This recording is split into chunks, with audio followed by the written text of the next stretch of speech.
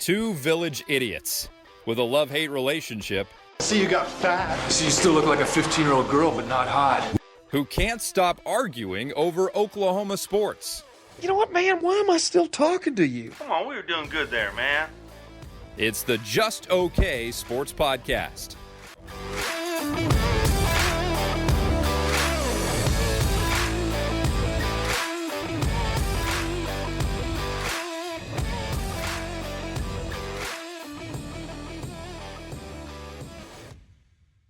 Sooner Nation, Thunder Nation, we are back. This is the Just Okay Sports Podcast. I'm one of your Village Idiots, Terrell. Actually, tonight I'm not. I'm here with Village Idiots Troy and Jared, and I'm just along for the ride.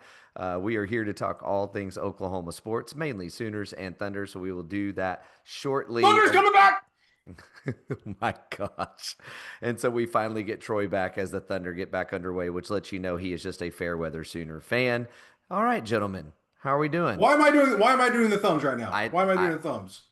You know exactly why I'm doing the thumbs, because John Sears is going to play. He's probable. He's going to play. He's coming back. I don't care what you say, Daryl. I bet you he plays. He might not play for the whole game, but I bet you he plays. $10 right now. How about next, our fantasy football league buy-in. Ooh, that's deep. That he plays? Even if he plays one snap. That he starts. Considering I'm in last place in our fantasy league right now, I don't need any more punishments. I wasn't going to go there. You brought it up. I've scored more points than you, so I'm okay. Yeah, 100%. And then you're 2-8, and I'm 8-2. Oh, that's good. Jared, the closest person in our entire league to me in points, like scored against them, is 59 points behind me, and then the next one is 90 points behind me. Yeah, I didn't do fantasy this year, so I got kicked out of all my leagues. So I went through and looked at it the other day. I have played the number 1 point scorer of the week, number two, number 1, and then like number 3. I 100% know this. So my keeper league that I used to be in the last season was actually the season I won it, but the first 5 weeks of the season, I was 0-5. And then I went undefeated the rest of the season, but I was every week of the first 5 weeks, I was the number 2 point scorer in the league. And the person that played me was the number 1 every week. And it was like, and half the guys that I was playing were like, their team sucked. They had to have somebody go off. And it was. Yeah. Daryl, you've only scored 4 more points than me for the entire year. Okay. 4 points in 5 weeks. Right. That is literally nothing. That's less than a point a month. How many points have been scored against you, Troy? No, that's a different story. I'm talking about points for. Okay. Points against is a whole other ballgame. You need to tell your boys to play some defense. That's not my fault. Oh, my gosh. Okay, hang on. Troy, just because I want to defend my brother a little bit. How about them Chiefs? Screw you, man. What's wrong with you? Why are you bringing up the Chiefs in a time like this? I will say, from a fantasy standpoint, Mahomes is pretty good right now. He's number two of all quarterbacks in fantasy points scored. But they can't figure out how to win the close ones, unlike last year, which they couldn't lose the close ones. But I guess that just juju went over to Baker, because I called it. He's the MVP of the year so far. Yeah, you can probably say that. Another guy that might make an argument for that if he keeps doing what he's doing is Jackson Dart. Because guys only got the. I'll make another bet. I'll make another bet that Jackson Dart's not in that conversation at the end of the year. Oh well, I agree. I'm just saying, 2 weeks in, he's got a win, and he's beating the freaking Philadelphia Eagles right now without neighbors. Neighbors, correct. That's pretty good. Yes. Daniel Orlovsky had a top 5. Listen to this top 5 MVP. Okay, this morning of the NFL. Number 5, Emeka Egbuka. Number 5. If you go look at the stats. He's like top 3 of all wide receivers and everything. He leads the NFL in explosive plays, all this stuff, right? Okay. Number 4, I forget who number 4 was. Nice. Shoot, who's number 4? Anyway, let me start over. Baker was number 1. Daniel Jones was number 2. Daniel Jones. Okay. Jared Goff was 3. I can't remember who was 4, and then Egbuka was 5. Wow. The Colts are good. Go look at them. Go watch them. They're really good. They're just a solid football team. Everybody does their job. And that's what wins you football games. So that's the way it rolls. It goes well when you do that. So let's jump into a little bit of Thunder talk first, shall we, Troy? How are you feeling as we enter into the season? What have you seen from the press days? How giddy are you to see the Blue back on the court? Like, have you bought tickets to Banner Night yet? What? I'm not going to Banner Night. I will watch it on TV. I could not be more excited because here, check this out. The NBA TV announced that they have a documentary coming out for their championship run. That comes out the 15th. The 16th of October. The 16th, the starting 5 Netflix documentary comes out, and it's going to be a banger. Oh, I thought it was on the 20th. I didn't realize it was on the 16th. Okay. And I cannot wait. Cannot wait. And so like Thunder basketball is here. J-Dub, a little concerned. I'm going to say 30% concerned that he's not shooting with his right hand yet. He's still shooting with his left hand. Oh, and Dr. Shin did that surgery too, but we're not going to talk about that. But that's not the thumb, Daryl. Okay, all right. That was not the thumb. That was over here, not here. Right. Different spots. Sure. In the anatomy of things. I'll bring my PT wife in here and explain to you what the difference between a thumb and a wrist is. Oh my gosh. Jared doesn't like this conversation. Daddy and mommy are fighting.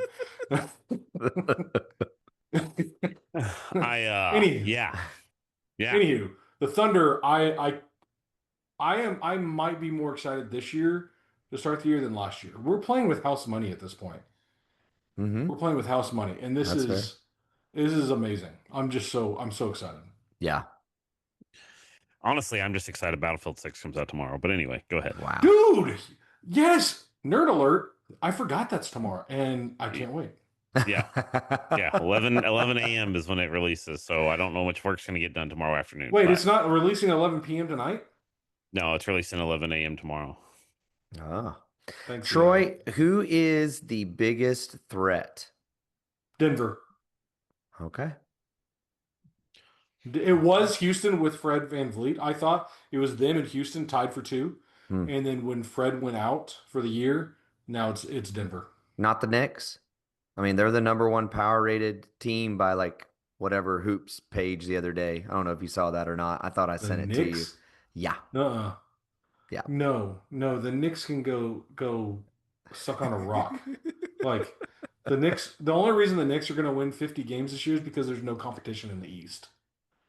If there was any argument for a year to do all 30 teams, no conferences, this is the year. Because I would wager, there's no way to prove this. I would wager that the 9th or 10th team that finishes in the standings in the West would be a top 5, even top 4 team in the East. Oh yeah, I 100%. I think they might be a top 3. You're right. They would battle for that 100%. Yeah, I agree with you there. It'll be interesting to see how that all shakes out. That's how good the Thunder are. They're still the best team and clearly the best team going into the season. Yep. And that last year was the worst version we're going to have of them. And if you notice in Presti's press conferences, if you saw his words, he said the quiet thing out loud about the second apron. He said, I'm paraphrasing, once we get into the second apron and repeater tax, we'll have a new CBA. We'll have the new revenue from the new stadium. We have a new TV deal. He said, and the only thing they're penalizing us is draft picks, and we've got a lot. He said the quiet thing out loud. So if we keep winning, they will.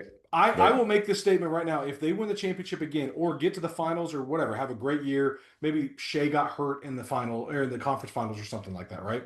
Where it's like, okay, we were clearly going to win again. If we win again or something like that happens, they will pick up the team options for Lou, for Hartenstein, and they won't care. They'll just be like, and they've been holding on and saving a treasure trove of money for this reason. For this run. Yes, they have.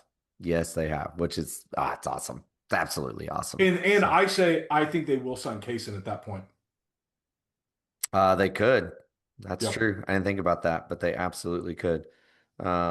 Speaking of which, the Thunder are playing this evening They are. Yes, a It's preseason. Nothing game. matters. Yeah, preseason. It's not a big deal, but still, it We're is the Thunder. 12 days away, boys, from 13. They have opening a night. 13-point lead on the Hornets currently. Yeah, 13-point lead on the Yeah, Hornets. I feel like basketball preseason means so little, even compared to like even NFL to some degree, but at least NFL, there's a bunch of new rookies and guys going to new teams and stuff. It's like in basketball, you just don't have as much. So it's like you might tune in to watch, Yes, but I whoever, will but it's tell like, you this. I'm gonna see if I can pull this up tonight. So one guy that we were a little bit excited about after the draft was the Barnheiser. It was kind of a guy that's like, okay, there's some tools. Maybe he's something. He's been hot offensively to start in the preseason. And again, it is preseason, but he was not in summer league. And usually guys like that kind of go off in both. But you definitely see a progression with him. And tonight, Shea just picking up where he left off. 7 of 9 from the field, 2 of 2 from 3-point range for 16 points as he's out of the game with a total of 20 minutes played. Yeah, 16 points, 5 assists. Yes, 5 assists is correct. Yeah. That is correct. I mean, just awesome. Isaiah Joe had a huge night. So, anyways, it's preseason. He is a little bit of anomaly because you can see his impact on the floor, right? No question. Right. Either the best or the second best player if he's playing Jokic on the floor every night. But it's weird to me because he's obviously a very good defender, but not an elite defender like a Lou or Caruso. Right. But he just makes everybody so much better on the court. Every single, like, he literally has the MJ effect. Everybody's so much better when he's playing. Yep. It's awesome. It's absolutely awesome. Now, let's get to what we really are here for. We have buried the lead here because it is Red River Shootout Week. OU Texas is upon us, and it is going to be an interesting one. And as Troy showed you in the first 5 seconds of the thing, he is above and beyond confident for sure that John Mateer will start, play this game, and lead the Sooners to victory. Jared and I more so leaning a little bit more towards the we'll see. We shall see. And obviously yesterday, I believe we got the questionable tag, I believe was the tag on John Mateer. Today, the updated version of said injury report says probable, which is leading Troy to believe that John Mateer is going to play and play well. My deal is I just don't believe it. This is the same coach that, 3 years ago now, put the same kind of verbiage around a Dylan Gabriel who had been knocked out cold the week before and actually had Dylan Gabriel go fully through warmups in pads only for him to come out in street clothes. Just saying. Yep. I mean, look, I'll just jump in. First of all, I guess we're not going to talk about Kent State, which is fine because that was, I know, a bludgeoning. But it was an ugly bludgeoning. It was an ugly bludgeoning, and this is where I'll go ahead and say it. I know we're going to do picks later, but I'm still picking OU to win because I think Arch Manning is the most overrated quarterback coming out of high school, maybe of all time. Being the number 1 recruit, and he has not looked it at all. He looked he had one drive against Florida where I was like, okay, you're pretty decent. And outside of that, he looked horrendous. Now, his offensive line's not great, but even when he had time to throw, he just can't see the field. And I think if BV is going to earn his keep, he's going to put him in a spin cycle, and I believe that BV will. Now, I just think, speaking to Kent State a little bit, Hawkins, I just don't know what to think anymore. Like, he didn't look great last year, didn't have a good offensive coordinator, didn't have a good QB coach. There's all those things, we all, whatever. He clearly shows that he has the tools, but between the years, he's just not getting it. He's just not getting it at all. I mean, a pretty poor stat line, to be honest, especially against the Kent State team, and just looked lost at times, which you would not expect. being, a second year guy, I know Arbuckle's bringing a very similar system, so I can't see it being something that he's just got to relearn necessarily, but just not a great showing. I mean, one of his TD throws really shouldn't have been against anybody else would not have been a TD throw. I mean, him throwing that ball up should have been an interception. As soon as he threw it, I thought that's getting picked off. I mean, he basically punted it while he was falling to the ground. And then he had the throw, where he fell down. Nobody touched him and has a wide open receiver. And I don't even know what that was. His mechanics were just terrible. Now, when he does do his proper mechanics, I think the dude's got an arm. I think he can move. I think all those things, like athletically, I think he's there, but it's just his mechanics are incredibly inconsistent. And I don't know where the sidearm throw came from. Like, it's fine if that's a tool you can pull out of your toolbox every now and then, but it's like, it felt like to me watching the Kent State game, he was trying to do it way too much. There was times he was throwing the sidearm throw where I was like, I don't really know why, and it just was always off target. So if he does that against Texas, it's going to be a long day for the offense. And we're going to have to lean very hard on the defense. Troy? I don't know if he does have the tools. I think he is forever scarred from Seth Luttrell now. Like, look at Jackson Arnold. Feels like he's forever scarred. Like, you're going to have to prove me wrong, Jackson Arnold. Same thing with Hawkins. I don't know if he does have the tools. He's like, I heard something on Twitter. I think I told you, Daryl. He has the physical ability of Kyler Murray and the accuracy of Davis Bevel.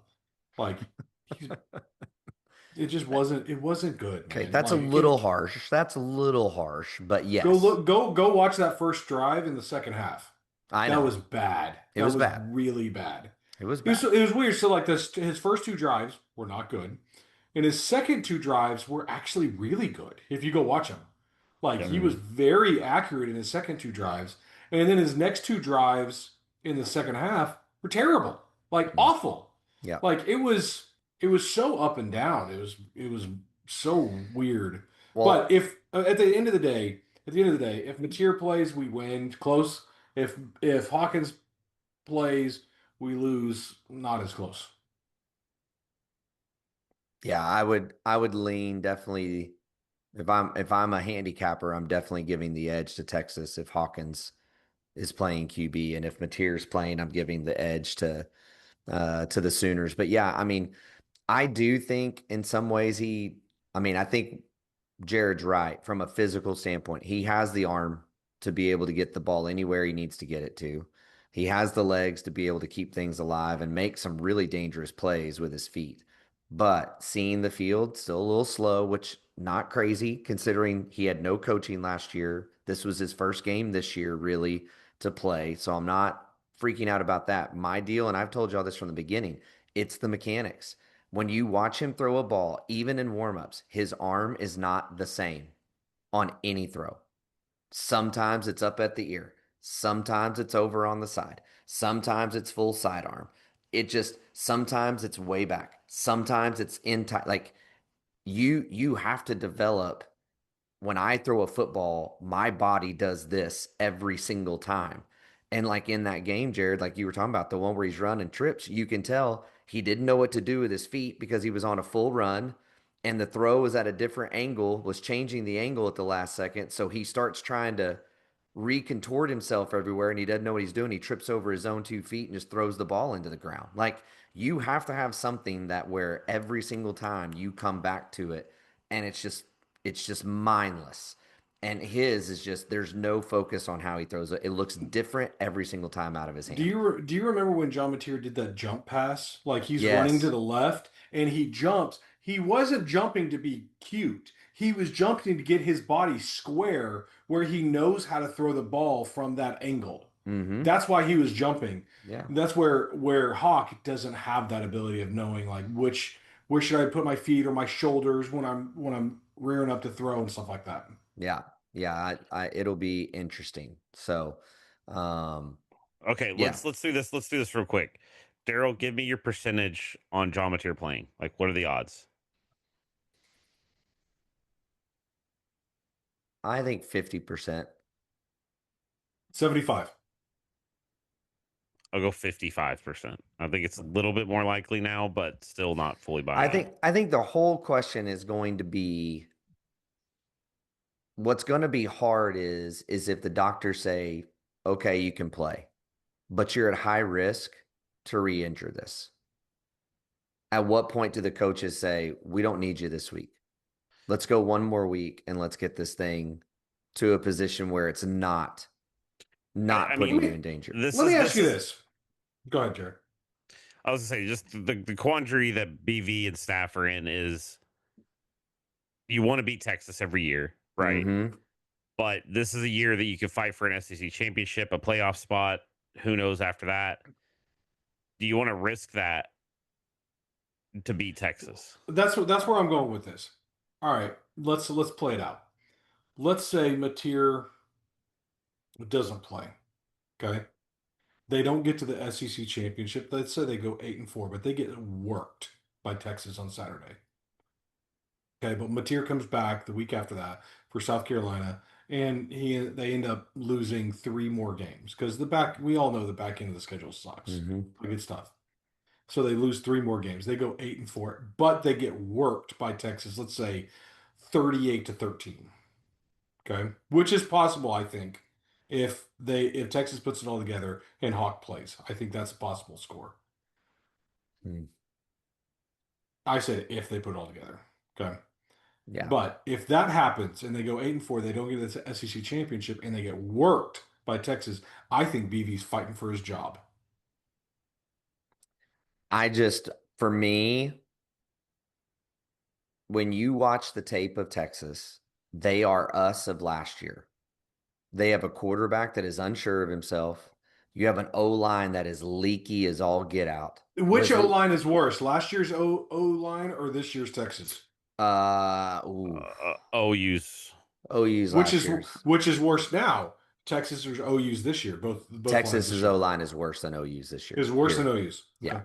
They're because our D line is better than theirs. They have a good D line. They have a good D line. Ours is as elite as I remember. It depends. I would definitely say that this season so far, Colin Simons or Simons, whatever, is the best D end on the field. He's probably the best D lineman on the field by stats and those kinds of things, just the impact he has on the game. Anthony Hill Jr. is probably the best linebacker. Not probably. He's the best linebacker on the field for both teams. And so those 2 guys and the way that they use them are going to cause problems for OU. But the depth on OU is the problem. You can send wave after wave after We're wave. sending 14 people in the front right. 7. And so that's like at elite levels. And that's going to be the difference, especially on a game that's going to be hot on Saturday. I don't see Texas. What is the temperature supposed to be like? 91. Oh, wow. I didn't know. Is it going to be that hot here in OKC? Yeah, it's supposed to be 90 this weekend. Wow. But yeah, Texas is not going to that's my thing. I think you still have every chance to win this game, even with Hawkins. Do I pick Texas? Yes. But I think the defense is elite enough to keep you in this game. Like if you can literally, unfortunately, you'd have to just look at Hawkins and say, look, you're a manager today. You're not going to win us this game, but you can lose us this game. So I just need you to be smart. Don't do anything dumb. Don't put us in a terrible position. If you do that, our special teams and defense could possibly win us this game. It also comes down to Arbuckle calling a good game for Hawk. If Hawk is playing, right? I mean, Arbuckle is a very big key, regardless. Yeah, Jared. The line when I sent you the stats this morning, Texas is favored by 1.5. Oh, because that's flipped, yeah. That's now OU is favored by 1.5. Yep. So I look. I think Mateer's playing because of that line. Mateer's playing. Yeah. Look, here's one of my fears because obviously Sark's seat. I mean, not say he's going to be on the hot seat, but it's a lot warmer now than it was 6 months ago, or whatever. I mean, I think he's such an overrated piece of crap, dude. I think he is so overrated. I think he's a good play caller, and he's a crap head coach. I really do. Okay, well, my point being, because I don't disagree with you, but I think that there's been some push for him. I think he's kind of in a bad situation. Not to talk about Tex too much, but I think he's in a bad situation where a lot of the donors, a lot of that, we're like, we got to have a man, like we got a Manning. You got to play the Manning. They've been dumping money into NIL to keep Manning around and to get him into Texas and blah blah blah blah. But Saturday, if the game does start, let's say Batir plays, let's say OU jumps up 3 scores, Texas is, Manning's playing like he's been playing, and they're not getting anywhere. If they throw that backup in, I mean, we haven't seen much of him, but the one play he came in at the end of the Florida game was good throw, better than I've seen Arch Manning throw. So if he comes in, I'd say buckle up. Imagine if they bench Arch in that game. It will be headline that we won't talk about the result of the game. The headlines will be crazy if they bench him and they win. They bench him and they win. Oh my gosh! You want to talk about the pile-on? You want to talk about the pile-on will be crazy. But here's the thing: Texas is worse at running the football than we are right now. They are worse at running. They're like 123rd or something like that. They are also like 131st or 129th in third down conversion rate because of that. I mean, there is a lot to lend itself again, even if Hawkins, but even if Whit Neubauer had to play, the defense can hold. The defense, I believe, can hold up against this offense. I think that they can keep you in the game. And that's the conversation around John Mateer, I think. Now, if they go, hey, man, if it feels good, the chances of you re-injuring it or nothing, he's going to play. But we just don't know. Now, to Troy's point earlier, Dr. Shin did a surgery on Jared Goff, who came back in 13 days and had a great year. My deal is we still don't even know what John's actual injury was. We don't know what bone was fractured. We don't know if there was a dislocation. We don't know what's going on in all those different things. And that matters. Which bone in the thumb got broke? How far down was it broke? What kind of fracture are we talking? Are we talking a little hairline on the edge? Are we talking a fracture that went all the way across the top or the bottom of the bone? Like, there's just so many questions that they've not given us any details on that's going to matter. Now, obviously, he also went, 16 of 18 to end the game with said broken thumb. So, I mean, that kind of gives you a little bit. But again, I think they're going to try to protect John. He has set himself up to actually be an NFL draft pick, which I don't think most people had on their bingo card going into the year. Not just a draft pick, but a high draft pick. He's in the conversation for the Heisman, and I think he can miss this week and still come back and be in that front runner of that seat if he plays like he was beforehand in 2 weeks. Yes, Troy. Kind of related to this game, but kind of not. How good are we, honestly? I'm not sure. With Mateer, like Mateer playing as, how good are we? I don't know, because here's my thought. I'm not sure. Well, I say that. I believe Miami is really good. I think that they are great. I think Oregon is great, personally. I'm not sure. State. I'm not sure about Ohio State. I'm not sure. I can't tell with them either. They haven't really. I mean, their big test was supposed to be Texas. I mean, if you can't get the ball to Jeremiah Smith, what are we doing? Right. Like, I don't know, but I think Oregon and Miami are the real deal. Alabama's starting to finally play like we thought they were going to play. The Florida State game's just kind of a cloud hanging over them.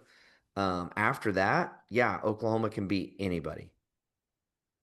After that, Oklahoma, those three, I'm not sure. After that, Oklahoma can beat anybody. I will say this. You go ahead, Jared. I'm going to phrase this a little bit weird. The front seven for OU is the best front seven in college football, in my opinion. Oh, hands down. Hands down. And it might be one of the best in OU history. Yeah, the secondary, not sold on completely, but the front seven for sure. The defense as a whole is definitely top 5 in college football. So you know how guys have been running open at times in the secondary, and like Jackson Arnold or Bryce Underwood or whoever is missing wide open deep guys? I went back and watched some, not full games, but some clips of those games. they're letting them go because the secondary is playing ultra aggressive on the run. They're not going to play that aggressive on Arch. I know Arch can move, right? Like we've seen him move a little bit, but they're not going to play ultra aggressive like they did against Jackson and Bryce. Like so, I I kind of have confidence that those guys aren't going to be playing as, or those wide receivers aren't going to be running as wide open because we're like, oh, if Jackson hits that, it's a touchdown. They win the game, you know? Well, and that Well, was a great. Did y'all hear the stat from Kobe McKenzie this week in his post practice interview that I thought was really fascinating? He said, everybody wants to tell you that Texas has no offense. But one of the stats we looked at today, anytime they get an explosive play, when you move, like if you take a drive, any drive they have with an explosive play and move forward, and you take all those drives together, they're like the number 3 offense, like efficiency offense in the country. Wait, what? Say that. Hold on. So anytime that they've had a drive where they have an explosive play anywhere in the drive, you take all those drives, and if you made those that their offensive numbers for the year, they'd be the number 3 most efficient offense in America. Now, I know, that's but what I'm skewed getting stat. what I'm getting at with that is what you're saying, Troy. If we let guys free because we're being too much in the backfield, you could let them get rolling, and that's what you don't want to let happen. Okay, so I do want to say this about Texas because it's kind of been. I will say this. Preface this by saying Texas fans have been hilarious to read on Twitter, or like Twitter, on TikTok, whatever. Like the comments have been amazing. But the thing that's kind of cracked me up is they're like, well, we don't have any receivers getting open. I'm like, you do, actually. Like, if you go watch, I obviously can't sit here and watch, the full 22 or, whatever, but they have guys getting open and Arch is just not seeing them. When he's not being given an opportunity to either.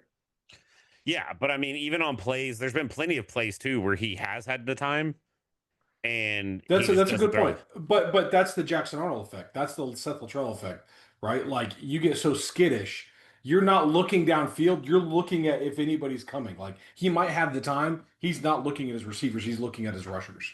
Yeah. So, but anyway, I do think that OU's defense is gonna feast this weekend. It's just going to be a question of the offense. I mean, I think that's what everybody's going to be looking at is whether Mateer or not is there. Let's be honest.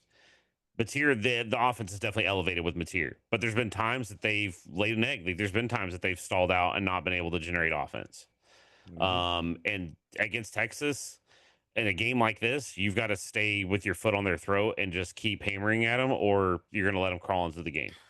How sweet would it be, y'all? How sweet would it be if we won like 49-17? Oh my gosh. Like, can you imagine if we score more than 27 points in this game, I will be astonished. That's a good point, yeah. I mean, I think it's the first of 20 wins. Yeah, Troy. I hadn't thought about that, but I'm with you on if somebody hits 20. I said this the other day, and I'm almost dead serious. If Michael Hawkins plays, if you asked me to give a prediction and we said we know for sure Michael Hawkins is playing, I believe the final score of this game could easily be 5-3 OU. Like, I think our defense is. Didn't you tell me it was going to be 4-2 or something like that? 4-3. Out. 4-3. 4-3. Yeah. 4-3 is what I said. How that works. Yeah. 4-3. We're going to get 2 safeties, and they're going to kick a field goal, and we're going to walk away in the winner circle. If Mateer plays, there'll be a little more offense from both sides, just because it's not just going to be in and out, in and out. And my whole concern with this game is this. This feels like 2015 all over again for me. Where Jared, I don't know if you remember, 2015 is the year we took Dad, and we were able to go because tickets were cheap because Texas was that 1 the year 4. before? Was that Trevor Knight? That I don't even remember who our quarterback was. That would have been Bake. That would have been. Was that Bake? Was Bake Bake's first year? First year. Yeah, first year with Bake. They were 1-4 with Charlie Strong. They were ready to fire Charlie Strong. Everything was over, and we went in and got thumped. Everywhere you walked around the state fair that year, every Texas fan, you guys are going to kill us. I don't even know why I'm here. This game's over. We got nothing. and they bludgeoned us the whole game. So I honestly think I don't disagree with like the 20, first 20 wins. But I also think that we have to talk about I think we're going to start seeing how good the offense is in the coming weeks. I don't want to get too far ahead of myself, but like Texas defense is better than people want to give it credit for. Everybody's saying that they're not as good as what they thought after the Florida game. And I think Florida exposed some weaknesses with that defense, but they're still really good. Mm-hmm. But I would say if you take your OU tinted glasses off and you look at it, the defense has made the offense look vastly better. I think the offense the offense for OU, sorry, the offense for OU has not, in my opinion, has not been stellar this season. No, but what we said last year, what did we say last year? We had a top 25 defense, maybe a top 15 defense. We just said if we have a top 50 offense, that's all we asked. You know what they are this year? 45. Yep. So if that's where we're like, okay, let's see if they can put up or shut up. And all we want is a top 50 offense, and we can win most of our games. Mm-hmm. But again, you've played. The best teams you played have been Michigan, which I think is still an unknown quantity, and I don't think you're going to know until late in the season what they are. And Auburn, I don't think is that good. They have Coleman, but outside of that, they also have Jackson Arnold. I agree with you, but I think context, and what I mean by context is like the time of year when you play them. Every game is its new challenge. Every game, every week is a brand new entity. We all thought we were going to get thumped last year by Bama, right? Mm-hmm. And we did the thumping, and we halted their playoff run or possibility last year. So I think I agree with you, but I also think like every single week, like we think Bama could beat us pretty bad this year in Tuscaloosa, but we don't know. Like, let's just see how it goes every single week until trends start happening. And we haven't seen trends. Like, it's hard to read the trends and the tea leaves right now with this OU team. Mm-hmm. Yeah, no, I agree. I still think, I don't disagree with you, Jared, but I still think that Michigan's defense is solid. I think it's a really solid defense. And I think Auburn's defense is really, really solid. And Auburn had a top 10 or top 15 O-line in the country going into the year. We demolished that O-line. Yeah. Like, we worked them. Yeah. That's when OU's defense got real respect, was when they did what they did to that O-line. Exactly. That's what gives me the most confidence is because of that game. That's when it was funny because after that game, it was, well, it's all Jackson's fault. All these sacks were Jackson's fault, and then they go out the next week and they're still able to run the ball and they don't give up as many sacks, right? They still get beat, but they're not giving all that up. They were in that game. They were in that game the next week. 100% in the game. And I think Texas A&M has one of the best O-line or D-line, in the country. Agreed. I agree. But and let's not forget, Auburn took the lead on us late with 7 to 8 minutes to go in the game. They took the lead on us. What happened? We had a 7.5 minute drive to finish the game, right? Like, that was wild. And Mateer just matriculating the ball down the field. And that was a Mateer drive. They passed it every single play. Yep. So it'll be fascinating. So let's pull it to this. Jared, what side of the ball or what aspect of the game, big picture, not player, but what aspect of the game is going to win this game for OU if they win it? The defense, because that covers both if Hawkins plays or Mateer doesn't. I think that they're gonna have to do like they did again. It was not Temple. It was who do we just play?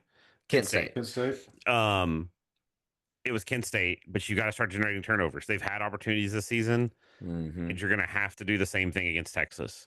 Manning has showed that he has a propensity to throw ill-advised throws, and you got to capitalize on those. I think that if the defense can really play, we've said they're elite, and if they can show that they're elite, and really get after Texas and get, if they have another 10-sack game or whatever, I think that this game could be won regardless if he's playing quarterback for OU. Okay. Troy? If we win, because I'm to the point where like our defense is elite. It's top 5 in the country. Period. It's going to stay consistent. So if we win, it's because the O-line stepped up finally. And they didn't hold them back completely, but they did enough for us to get 100 yards rushing with our running backs, and given Mateer Hawkins time to read the scan of the field. I think that's, if we win, the O-line played decent. Nice. I'm going to go ahead and be on record to say I don't think OU and Texas combine for 150 yards rushing. I agree. I don't think they combine for 150 yards rushing. 1, 2. You said if we win. That's why that's what I'm going with. I think it's special teams. I think Isaiah Satania can flip the field for us in the return game. I think that Miller has been dropping bombs the other way, flipping the field if the offense stalls. And I think you have a kicker right now that you go into this game confident. Obviously, you just drilled a 55-yarder that would have been good from about 66. Has he hit 2 or 3 this year? 2 50-yarders. The one was only like 51, and then one was 55. Only Still, 51. when was the last time we had that? We haven't. And that's what I'm saying. And I really do. I think this game is, and I know I said this against Michigan and it didn't really play out that way, but I think that their O-line struggling. I think our own line struggling. I think these two defenses are really good. I think this is literally going to be this could potentially be a 9-6 game. This could be a 12-6 game where it's just a field goal fest. If there's a touchdown scored, it's going to be off a turnover or off a special teams play. But I'm going to say special teams is what's going to drive the momentum. And we all know this is a big Mo game. The momentum is what carries the day in this game almost every single time. Okay, so real quick, the other thing that I want to highlight, because the special teams, the last 4 games especially, has been legit. Mm-hmm. However, early in the season, they were making those same errors that we saw from last season. They had the muffed punt, I believe. They had Michigan. Yeah, Michigan. They had a bad. It was the Michigan game that was really bad. But my point being is, I think that with the new staff, the new changes, everything like that, I think OU has done a better job of course correcting when they have those sorts of things pop up more than they did last year. Because you saw game 1. Knock on wood. Yeah, game 1 to the bowl game last year, you saw the same mistakes happen every single week, and it felt like there was no adjustment to it. There just was nothing. It was just, we're going to run out there and do what we do, and we're going to make the same mistakes we made last week. It was terrible. And so I will say that this staff at least seems to be better. Now, are they great at that? I don't know yet. It's still an early season, even though we're going to be 6 games in. But I think that they've shown that they're a little bit better, because special teams was kind of a sore spot last year too. Yeah, agreed. And again, we'll see. I didn't see anything last week that makes me excited to see Jaden Ott this week. At the same time, you can just see his maturity in that the play's designed to go here and something's blown it up, and he found space when that happened still. So what should have been a 1-yard loss turned into a 2-yard gain. That's going to be huge in this game. If he plays a lot, I don't expect him to break some big long run or have 100 yards rushing. But I do think his kind of subtle, just finding space and his comfort level back there with not having to just explode right where the play is supposed to be, like Blaylock still does sometimes, and Javonte Barnes, that's the only thing he knows how to do, is going to be really, really big in this game. I think it could have a big impact. All right, Troy, what's the score? Jared got on me on our text thread earlier this morning or today, but I'm saying if Mateer plays, we win 24-13, same as the Michigan score. If Hawk plays, then we lose 17-10. Okay. Jared?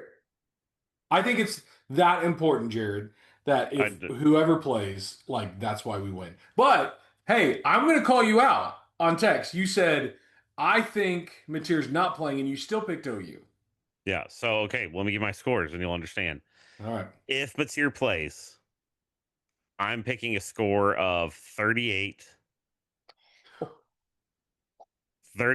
to 10.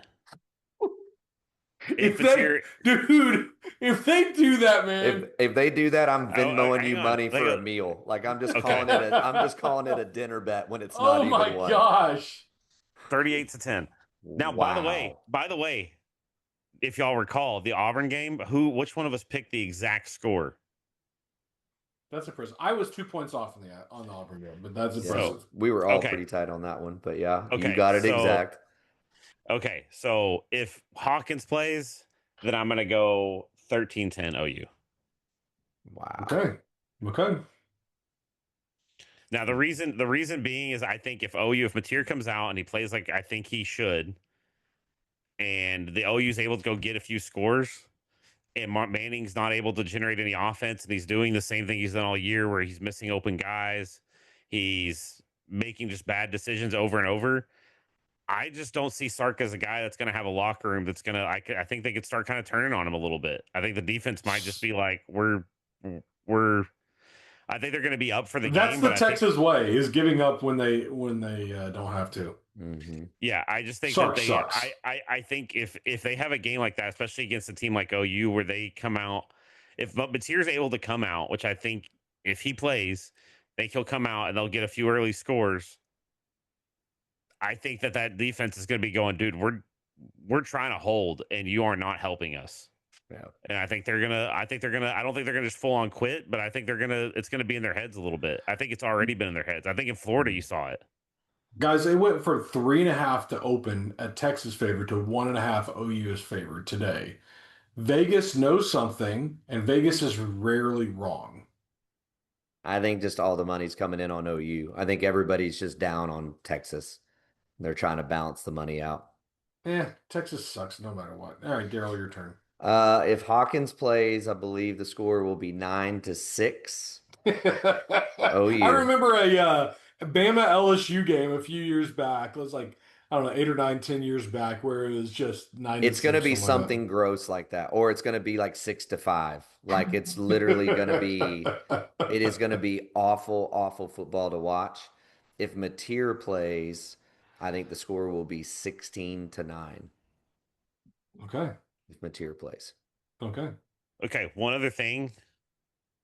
I think another thing that Venables is going to do is I think the linebackers and that front seven's good enough. I think they're going to contain Arch a lot better than every other team that he's played. Because if you've watched a lot of the other games, he scrambles and it's like there's nobody left. Like he just has to find a gap in the line and there's nobody to stop him for 10 yards. Well, one of the things that has been elite for this defense that no one has been talking about is their gap sound assignment football, especially in the D line. Even with all the twists and the stunts, the gaps are covered. And that's where guys like Arch get you in trouble, is when nobody's holding their gap. And we're not screwing that up right now. If they hold that true, it's going to be awesome. It should be an incredible atmosphere.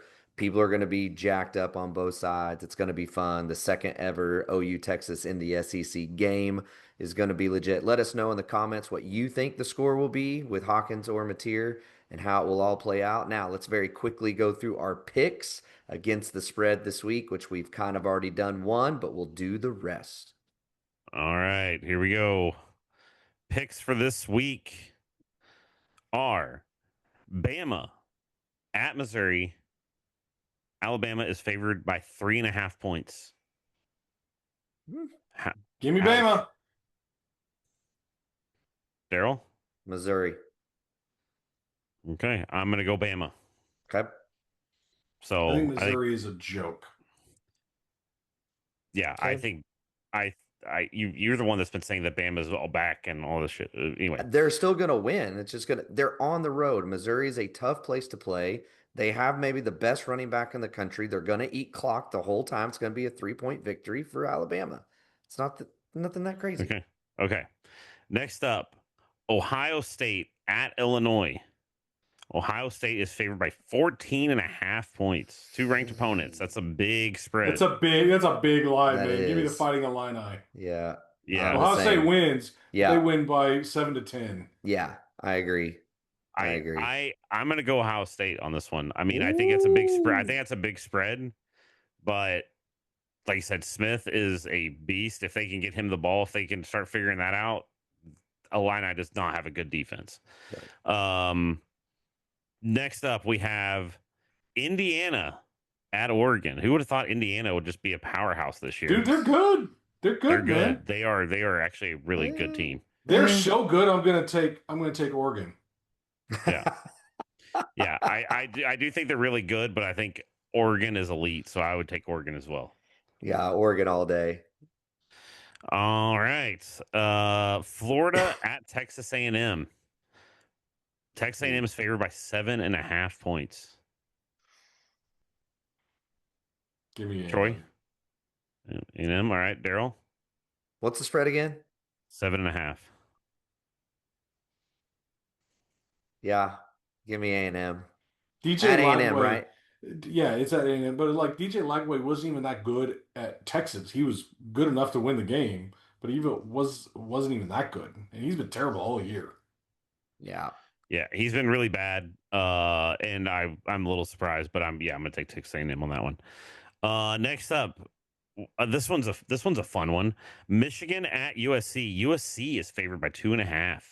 I think that's The Coliseum is the Coliseum is gonna be roaring with 5,000 USC fans. They're actually sold out.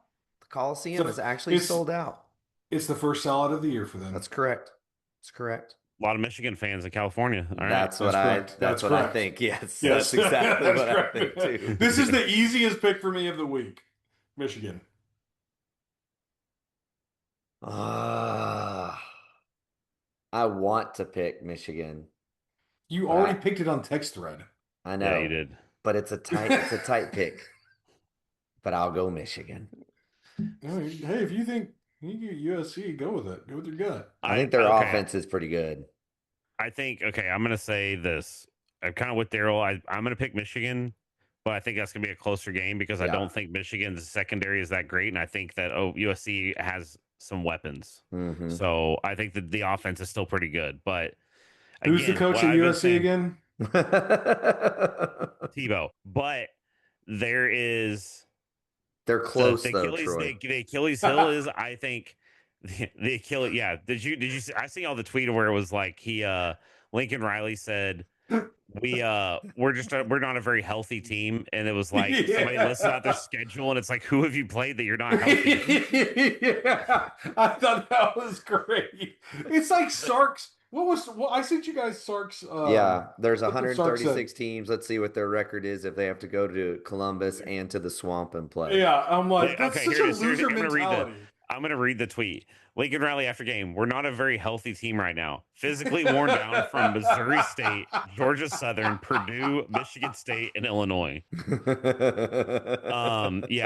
I also think Michigan, as much as I think it's going to be a close game, Michigan, I think, is the Achilles heel because I think they're a very physical defense. Yeah. And he's struggled with that through his career. Mm-hmm. He never beat Utah. And then we've kind of already done this, but Oklahoma playing Texas. Spread was 1.5 in favor of Texas. Now it's 1.5 favor of Oklahoma. I guess it's just go ahead. It's basically a pick 'em. Yeah. Like what we talked about. Yeah. Already. I think Oklahoma can pull this one out, but it's going to be like we said, and that's the thing, man. Even breaking it all down, you just don't know. This game is it makes no sense. Every year, this game makes no sense. My mind kept going, like, because of the rivalry, because it's the Red River Shootout or Red River Rival, whatever you want to call it. Like, I know it's so annoying. But like, it doesn't matter how good the teams are. Anything could happen. Same thing you could say for Bedlam, right? Over the last 20 years. Yep. Did you see the news that Castiglione went this offseason to try to get it, and they're like, nah, we're good. It's like, you guys complained. OSU fans complained. Yeah, they did. That we ended this rivalry. Now you won't get back into it. Who's the chicken now? Yeah. Like, Well, Gundy's not there, so I don't know. And a little bit of a source that the athletic director isn't going to be around there much longer either. Yeah. Or he doesn't even have a contract, man. There's no sense of like cohesiveness up top at all. No, it's really sad though. I mean, look, we're not fans of Oklahoma State, but like they were one of the most consistent college football programs for, 12, 15 years. And now they're just, I mean, they've literally gone from a team that could win the Big 12 year in and year out to maybe which the were worst favored Power to win the Big 12 to start the year last year. They were favored to win the Big 12. And they might be the worst Power 4 team in the country right now. It's incredible. They are. Statistically, they are. I mean, incredible. It's unbelievable. And as an athletic department as a whole, it's almost sad. Like they used to have a really good basketball program, and that's really kind of A struggle, yeah. The wrestling team is going to be what it is because that's what they do. But outside that's like they don't really have a lot to hang their hat on as an athletic department. I mean, and I think a lot of it is they've fallen far behind in NIL. That's a big piece of it. Far behind. Yep. I mean, I think they had the whole, you want to come play for OSU, then come play for OSU, otherwise hit the road. And it's like that's much as I actually would love for it to be that way. That isn't how it is anymore. No, that's all over and done with. All right, boys. Well, let's get ready for it. It's going to be a fun rest of the week. By the way, OU Twitter, just want to give a big shout out. I love the Steve Sarkisian jokes every single year, whoever the head coach is of Texas that y'all throw out on Twitter. Keep that tradition alive. We were trending #1 on Twitter today for a large part of the day, putting those all out there. So really appreciate it. Troy, thanks for staying on and making it happen tonight. I know you had a bunch of things going on, but it's good to have you back, man. It's good to have Thunder basketball back. And so we're having a great time. We hope y'all are too. And we will talk to you guys later. Bye, Baker. Cha-ching, a Thunder money ball. And you can unhitch the wagon.